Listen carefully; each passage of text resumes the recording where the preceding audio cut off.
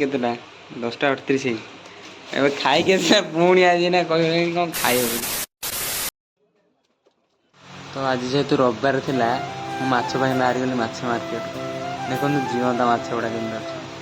ଏ ପିଲାଟିକି ଦେଖୁ ଦେଖୁ ମୋର ଛୋଟବେଳ କଥା ମନେ ପଡ଼ିଲା। ଯଦି ଛୋଟ ଥିଲି ତ ମାଛ ଆଣିବା ପାଇଁ ଯାଉଥିଲି।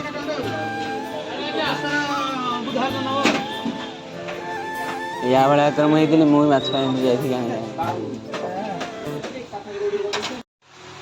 ଆଜି ସନ୍ଧ୍ୟାରେ କ୍ରିକେଟ ମ୍ୟାଚ୍ ଅଛି ଇଣ୍ଡିଆ ପାକିସ୍ତାନ।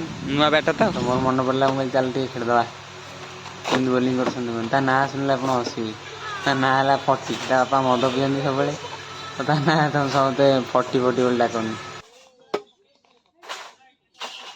ମୁଁ ଗୋଦାମ କାମରେ ବାହାରିଗଲି। ଦେଖନ୍ତୁ ବାଟରେ ଗଲାବେଳେ ଦେଖିଲି ଚାରିଆଡ଼େ ଖାଲି ଗଛପତ୍ର, ବିଲ, ତ ଏଭଳି ସବୁ ଭାବରେ ମୁଁ ଦେଖିଗଲି। ମୁଁ କହିଲି ଆପଣଙ୍କୁ ଦେଖି ଦେଇଥିବି। ଦେଖନ୍ତୁ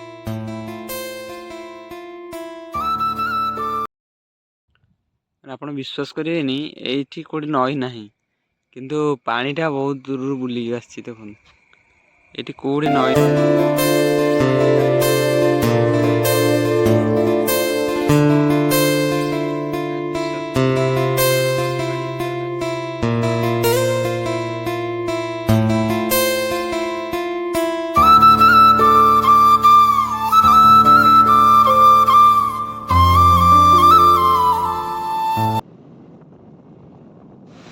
ତାପରେ ସନ୍ଧ୍ୟା ହେଇଗଲା। ତ ସନ୍ଧ୍ୟାରେ ଚୁଟି କାଟିବାକୁ ପଳେଇଲି। ଦେଖନ୍ତୁ ଟିକେ ଚୁଟି କାଟିବା ପାଇଁ ପଳେଇଲି। ତ ମୁଁ କହିଲି ଟିକେ ଚୁଟି କାଟି ଦେଖାଉଛି ଆପଣ ଟିକେ ଚିକଣିଆ ହେଇଯିବା। ଚୁଟି କାଟି ସାରିଲା ପରେ ଟିକେ ଚିକଣିଆ ହେଇଗଲି। ତା ଘରକୁ ଗଲି। ଘରକୁ ଗଲା ପରେ କ'ଣ ଦେଖନ୍ତୁ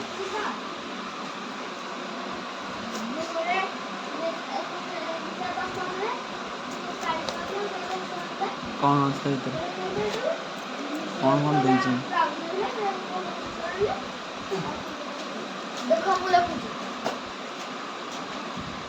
ହେଇ ବସ। ଆରେ ଅନଲାଇନ୍ ଅର୍ଡ଼ର କଲେ ବ୍ଲାକ୍ ଟେପ୍ର ସାଇଜ୍ଟା ଟିକେ କମ୍ ହେଇଯାଉଛି ନୁହଁ। ଏଇଟା ଏଇଟା ସୋଲର ଅଠାଟା ଷ୍ଟାଣ୍ଡ କାଇଁ ଗୋଟେ ଷ୍ଟାଣ୍ଡଟା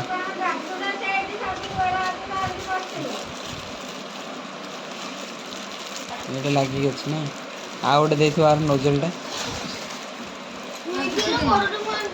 ଆଉ ଗୋଟେ ନୋଜଲ ଦେଇଥିବ। ଏଇଠି ବା ନୋଜଲ ହେଇଛି। ନୋଜଲ ଟ୍ୟୁଜର ସବୁ ଅଛି। ପେଚକସ୍ ଆଉ ଗୋଟେ କ'ଣ ଗୋଟେ କଟର ଦେଇଥିବ। ଏତିକି ସବୁ ଆସିଛି ଆଉ ସରିଲା ପଡ଼ା।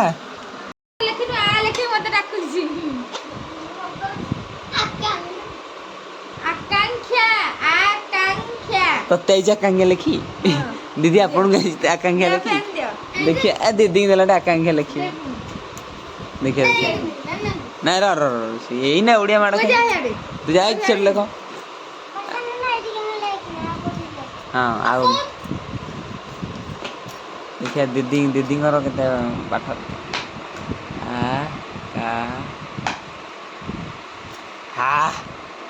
ପୁରା କରେକ୍ଟ। ତୁ ଲେଖିବୁ ଆକାଂକ୍ଷା ଦେଖିଆ କ'ଣ ଲେଖିଛୁ ତୁ ଆକାଂକ୍ଷା ଦେଖିଆ କ'ଣ ଲେଖିଛୁ ଦେଖା। ଦେଖଉନୁ ଦେଖା ଇଏ କ'ଣ ଲେଖିଛି। ଦେଖିଆ ତୋର ଦେଖା ତୋର ଦେଖା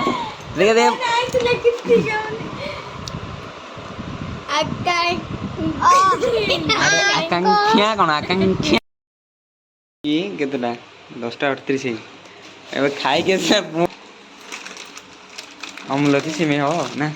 ଗ୍ୟାସ୍ କାଇଁ କୋଉଠି ଗ୍ୟାସ୍ କାଇଁ